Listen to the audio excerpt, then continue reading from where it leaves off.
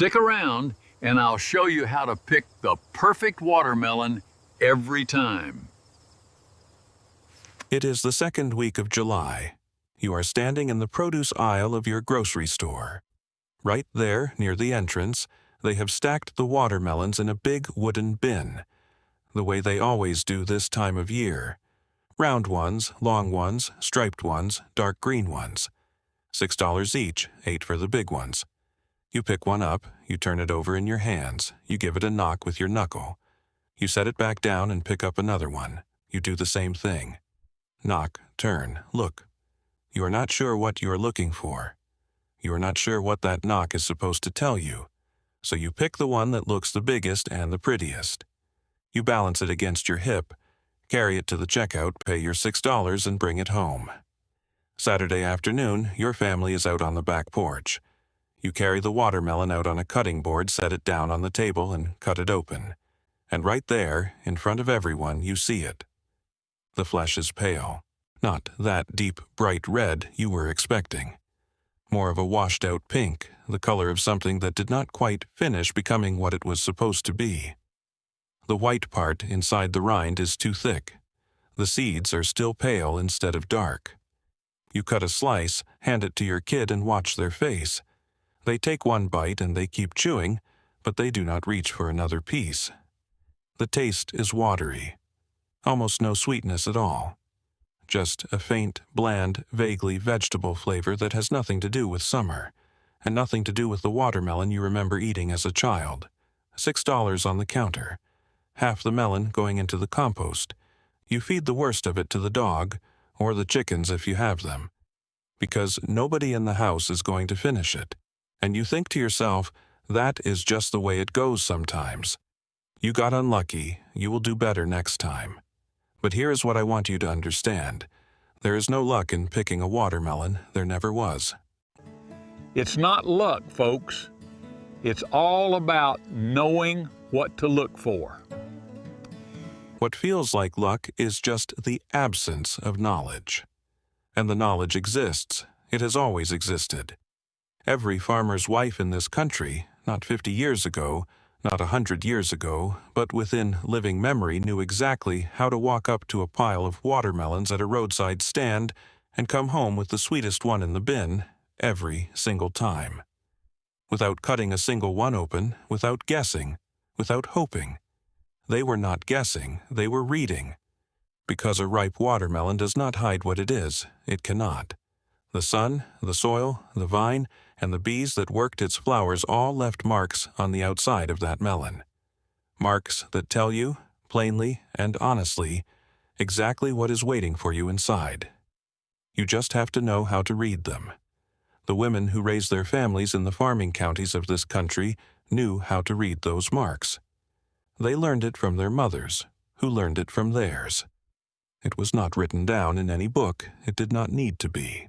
It passed from hand to hand, from mother to daughter at the farm stand, in the garden, at the kitchen table.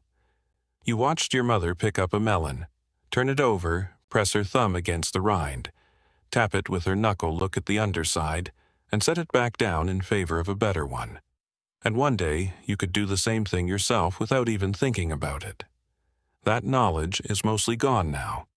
Not because it stopped being true, because there stopped being a reason to pass it down. The supermarkets took over from the farm stands. The farm stands gave way to produce aisles with fluorescent lights and misters and stacks of melons. That all look more or less the same. Nobody is standing beside you in the produce aisle explaining what to look for. The store is not going to explain it either. The store would rather you not know. If you knew how to tell a ripe melon from an unripe one just by looking at it, half their inventory would stay in the bin. So the knowledge stopped moving from one generation to the next, and an entire country of people ended up standing in the produce aisle doing exactly what you were doing. Knocking on melons they do not know how to read, hoping for the best, getting lucky sometimes, getting that pale, watery, disappointing slab on the cutting board more often than they should. You do not have to guess anymore. In the next few minutes, I am going to walk you through 7 tests. 7 things you can do in 90 seconds. standing right there in the store before you ever put a melon in your cart. Some of them take your eyes. Some of them take your hands. One of them takes your ears. None of them are complicated. None of them cost anything. And once you learn them, you will not forget them, because each one connects to something real about how a watermelon grows, and what the outside of the melon is actually recording about the life it lived on the vine. By the time you finish reading this, you will know exactly what a ripe watermelon looks like, feels like, and sounds like. You will walk up to that bin and you will know before you touch a single melon which ones are worth picking up and which ones to leave for someone else. And the next Saturday afternoon, when you carry that melon out to the back porch and cut it open in front of your family, the flesh is going to be deep red, dense, sweet all the way through, the way a watermelon is supposed to taste. Let me show you how the old folks did it. Tests 1 through 3 are the ones your eyes do. You do not need to touch the melon yet. You do not need to knock on it or pick it up. You just need to look. And if you know what you are looking at, these 3 tests alone will eliminate more than half the melons in that bin before you ever reach out your hand. Test number 1 is the field spot. This is the most important test of all 7, and it is the one almost nobody knows to do. Turn the watermelon over. Every single melon in that bin has a spot on the bottom, the place where it rested on the ground for its entire life while it was growing on the vine. The sun did not touch that spot. The air did not move across it. It was pressed against the warm earth from the day the melon started forming until the day it was picked. And the color of that spot is the single most reliable indicator of ripeness on the entire surface of the melon. Here is what you are looking for: a deep, creamy, buttery yellow. The color of fresh butter left out on the counter on a warm morning. The color of thick cream. Golden, rich, unmistakably yellow. That color means the melon sat on that warm ground long enough for the sun-heated earth to slowly turn the spot from white to pale yellow to that deep, buttery gold. That process takes weeks. It cannot be rushed. It cannot be faked. A deep yellow field spot means the melon stayed on the vine until it was fully ripe and ready to come off. That is the melon you want. Now, here is what you walk away from. A white spot, or a very pale spot with almost no yellow in it at all, means that melon was picked too early. The earth did not have time to do its work. The spot never developed its color because the melon never finished ripening on the vine. The flesh inside will be pale. The taste will be watery, and no amount of sitting on your kitchen counter is going to change that. A green spot, or a melon with barely any spot at all, is even worse. That melon was picked so early it never even settled into a full resting position on the ground. Put it back. The farmers who grow watermelons use this test in their own fields. They walk the rows before harvest, and they look at the field spots. If the spots are not ready, the melons are not ready. It is that simple and that reliable. When you are standing in the store and you flip a melon over, and you see that deep golden, buttery yellow spot staring back at you, you have just found what the rest of the people in that aisle walked right past. Remember, a deep yellow field spot is your best friend. Memorize the color. Buttery, golden, deep yellow. That is what a ripe melon's belly looks like. Test number 2 is the stem and the tendril. Look at the top of the melon, where it was cut away from the vine. There is a short, dried stub of stem there. And sometimes, right beside it on the rind, there is still a small curled tendril, a tiny piece of vine that grew right next to the melon while it was forming. That little tendril is one of the most honest things on the entire melon. If the stem stub is brown and fully dried up, and the tendril beside it is also brown, curled, and dry, that is a good sign. It means the melon ripened on the vine long enough for the plant to pull its sap back from the stem for the connection to dry out naturally, and for the melon to be harvested at the moment the vine itself was ready to let it go. The plant sent the signal. The farmer answered it. That is the melon you want. If the stem is still greenish, or the tendril is still soft and green rather than brown and dry, that melon was cut from the vine before the vine was finished with it. The plant was still feeding it when the farmer's knife came through. Green stem, green tendril, set it down and move to the next one. This test is harder to do in a grocery store than at a farm stand, because most grocery stores trim the stems short, and the tendrils are often gone by the time the melon reaches the bin. But when you can see them, check them. And if you are buying at a farmer's market or a roadside stand, this test is gold. Brown and dry means the vine let go on its own. Any green at all means someone let go too soon. Test number 3 is the shape. Step back and look at the melon as a whole. A good watermelon should be symmetrical, evenly shaped, with smooth curves all the way around. A round one should be evenly round. A long one should taper smoothly and consistently from one end to the other. No big lumps, no flat sides, no knobby ends, no places where the melon looks like it grew unevenly or got pinched somewhere along the way. The reason the shape matters goes back to the bees. A watermelon flower has to be pollinated to grow into a full melon. The quality of that pollination determines how the melon develops from the very beginning. When a flower gets pollinated thoroughly, with many bees visiting many times over the flowering window, the seeds inside the developing melon form evenly all the way around. When the seeds develop evenly, the melon grows out into a smooth, symmetrical shape. The sugars distribute evenly through the flesh. The melon ripens evenly from end to end. When a flower gets pollinated poorly because the weather was bad that week, or the field did not have enough pollinators, or the bees simply did not visit enough times, the seeds inside develop unevenly. One section of the melon fills out and another does not. The result is a lopsided melon, lumpy on one side, flat on another, with an irregular shape. This shape tells you the story of a flower that did not get the attention it needed. The flesh inside that melon will be uneven too. One bite might be sweet. The next might be bland and mealy. You cannot know which until you cut it open. The bees decide which watermelons are sweet. The shape of the melon is just the record they left behind of how well they did their job. An even, symmetrical melon is the one the bees worked over thoroughly. That is the one with the even sweetness all the way through. So, before you ever pick a melon up off that pile, spend 10 seconds just looking at it. Field spot, deep buttery yellow. Stem and tendril, brown and dry. Shape, smooth and symmetrical.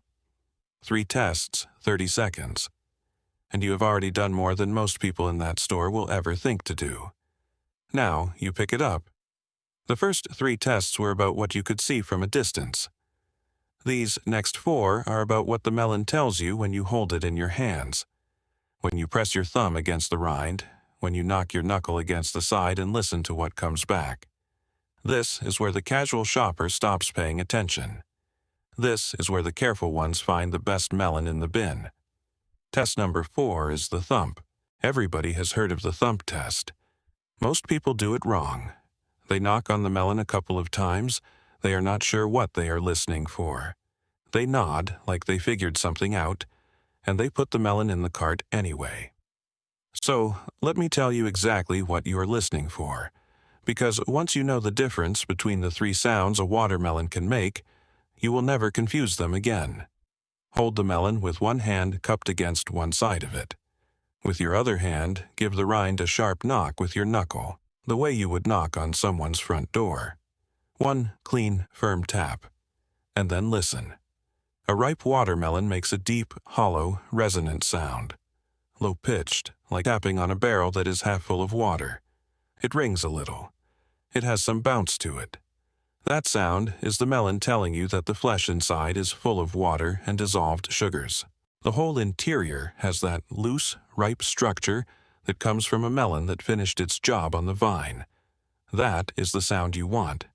Deep, hollow, almost like a drum. An unripe watermelon makes a flat, dull, dead sound. Higher pitched, tight, like tapping on a piece of solid wood. No resonance, no ring. Just a thud that stops the moment your knuckle leaves the rind. That sound means the flesh inside is still dense and firm. The sugars have not developed. The water has not fully distributed through the tissue the way it does in a ripe melon. Walk away from the flat thud. An overripe watermelon makes a soft, padded, almost mushy sound, like knocking on a pillow. No crispness to it at all. That means the flesh inside has started to break down. The texture will be grainy and soft. The flavor will be fermented and off. Walk away from that one too. Some people tap with their knuckle. Some people give it a quick flick with the back of a fingernail. Either way works. The key is to listen for that deep, resonant, hollow boom that tells you the melon is full and ripe and ready.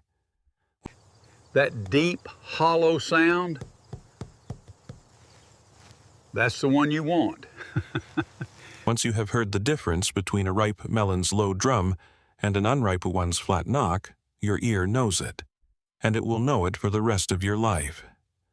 Test number 5 is the give. Press your thumb firmly against the side of the rind, not a light touch.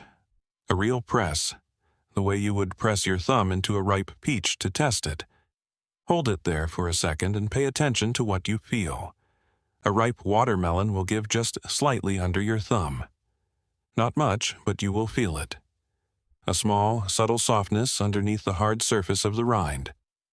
A tiny bit of spring, like the melon is full of something alive and pressurized under there. That give is the water and sugar inside pushing back against your thumb. The flesh is ripe, full, and dense. That is what you want. An unripe watermelon feels like pressing your thumb against a rock. The rind is completely hard, no movement, no give at all. The flesh inside is still firm and undeveloped. No spring means no ripeness. An overripe watermelon gives too much. You press, and the rind feels soft in a way that makes you uncomfortable. Like something inside has already started to go. That melon has passed its moment. Set it back. What you are feeling for is the middle ground. A melon that is firm but not stone hard. That has a small, definite spring when you press it. Think about the neck of a ripe pear. The way it yields just slightly when you squeeze it and then pushes back. That is the feeling. Once you have felt it on a truly ripe watermelon, you know it in your hands from that point forward. Test number 6 is the weight. This one requires something to compare against, which is why you are going to pick up 2 melons of similar size and hold one in each hand. Just heft them. Feel the difference. A ripe watermelon is about 90% water by weight. The flesh is dense with sugar and fluid, and all of that content makes the melon heavy in a way that surprises you when you pick it up. It should feel heavier than you expect for how big it looks. That is the sign of a melon that is full, ripe, and loaded with everything that makes watermelon worth eating. A light melon, one that feels almost airy compared to its size, is a melon that never fully loaded up. Either it was picked too early and never had time to fill out, or it has been sitting long enough that it has started to dry from the inside. Either way, the flesh will be pale and disappointingly bland. Light for its size is a melon that did not finish its work. When you hold 2 melons of the same approximate size in your hands, and one of them is noticeably heavier, pick that one. The heavier melon of any 2 comparable melons is almost always the better melon. Heavier is better. It's full of sweet, juicy goodness. This test has never failed once you do it with 2 melons side by side, rather than trying to judge one in isolation. Test number 7 is the webbing. Look closely at the surface of the rind. You may see fine brown lines running across it, faint and irregular, almost like a spider web drawn across the skin of the melon in a very light hand. Some people call them sugar lines. Some people call them pollination scars.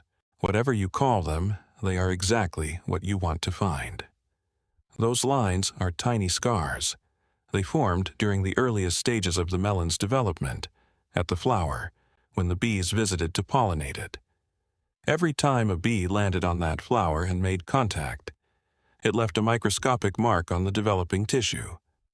As the melon grew from a small bud into a full-sized fruit, those tiny marks stretched and healed into those faint brown lines you can see on the rind. Each line is a record of a bee visit. Each line is a mark of pollination. The more webbing you see covering the rind, the more times the bees worked that flower. And the more thoroughly that flower was pollinated, the more evenly the seeds inside developed, and the sweeter and more consistent the flesh will be all the way through. A melon covered in heavy brown webbing, with those faint spiderweb lines spread densely across the surface, is almost guaranteed to be sweet.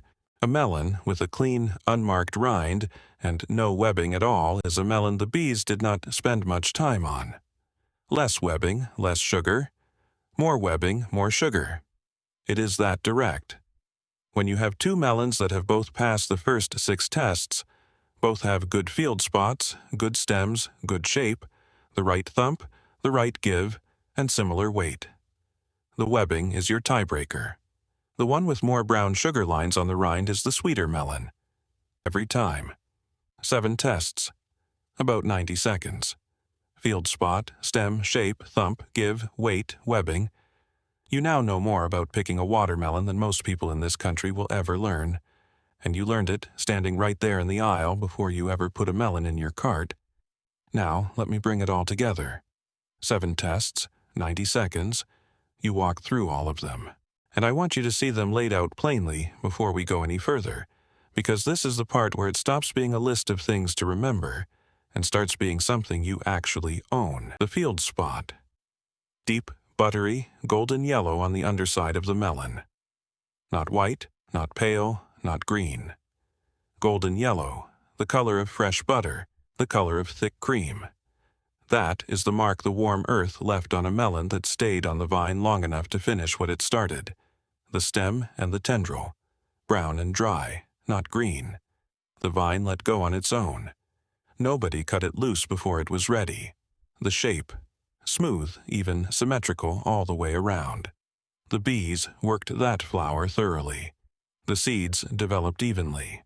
The sweetness distributed all the way through. The thump. Deep, hollow, resonant. A low drum sound, not a flat knock, not a mushy thud. The melon is full of water and sugar and everything it is supposed to be full of. The give. A small, firm spring under your thumb. Not stone hard, not soft and yielding. Just that slight, definite pushback that tells you the flesh inside is ripe and dense and ready. The weight. Heavier than you expect for its size.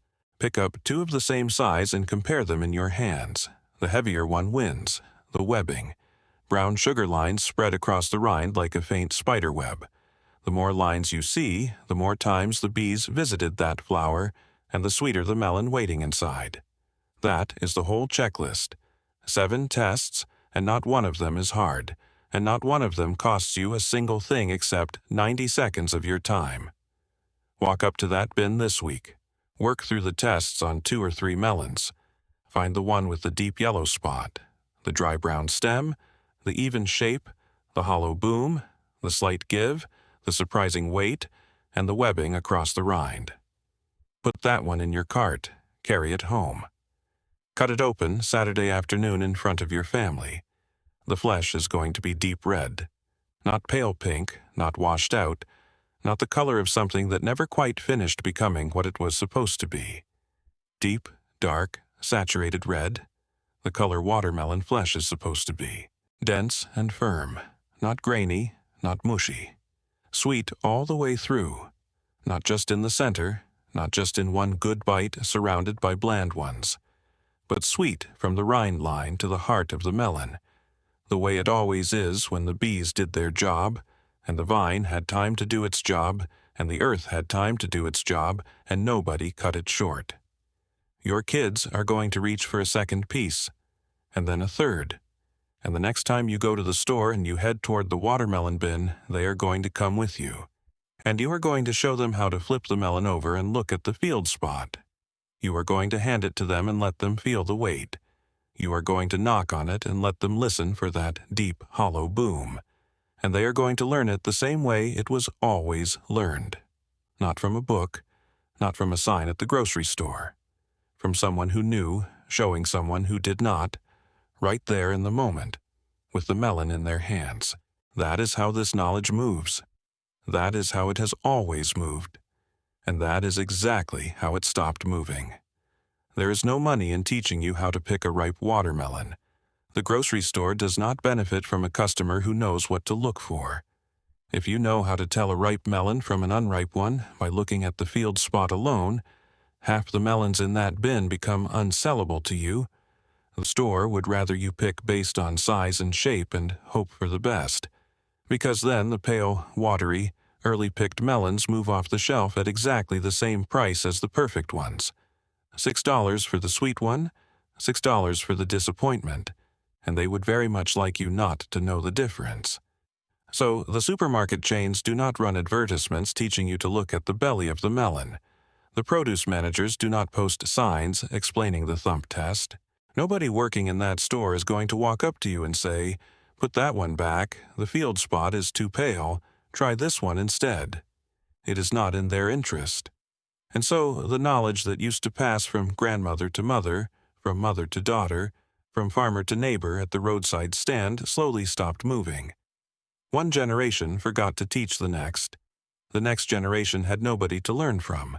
And now an entire country of people stands in the produce aisle every July and August, knocking on watermelons they do not know how to read, hoping to get lucky, and going home disappointed more often than they should. You do not have to hope anymore. You never did. The ripe melon has been telling you everything about itself the whole time. The earth wrote it on the belly. The vine wrote it on the stem. The bees wrote it in the webbing across the rind. The water and the sugar wrote it in the weight and the sound and the give. Every piece of information you need is right there on the outside of that melon, available to anyone who knows how to look. The tests work because they are not tricks. They are just a way of reading what was already written. So here is what I want you to do this week. Go to the store or to a farm stand if there is one near you and find the watermelon bin. Pick up 2 or 3 melons. Flip each one over and look at the field spot. Check the stem. Look at the shape. Give it the thump and listen. Press your thumb into the rind and feel for the give. Hold 2 of the same size in your hands and feel the difference in weight. Look at the surface for the brown sugar lines. Go through all 7 tests. Pick the best one, bring it home, cut it open in front of your family and let them taste what a watermelon is actually supposed to taste like. And then tell me in the comments which of the 7 tests was new to you. The field spot, the webbing, the tendril, the shape, and what it tells you about the bees. Tell me which one surprised you most. And if your mother or your grandmother had her own way of picking a melon at the market, some small test or trick she did before she ever paid for one, share it in the comments. Those little pieces of knowledge are exactly the kind of thing that gets lost when nobody writes them down. I read every single one. Next time, since we have been talking about how to read the produce you bring home before you pay for it, I am going to show you how to pick a ripe cantaloupe. The color under the netting. The stem end and what farmers call full slip. The smell at the blossom end that tells you in one breath whether that melon is worth $6 or not. It is the natural next step after today. Until then, flip the melon over. Look for the buttery yellow spot. Listen for the deep, hollow boom. Feel for the weight that surprises you. And remember that the sun, the soil, the vine, and the bees spent weeks writing everything you need to know on the outside of that melon. All you have to do is learn how to read it.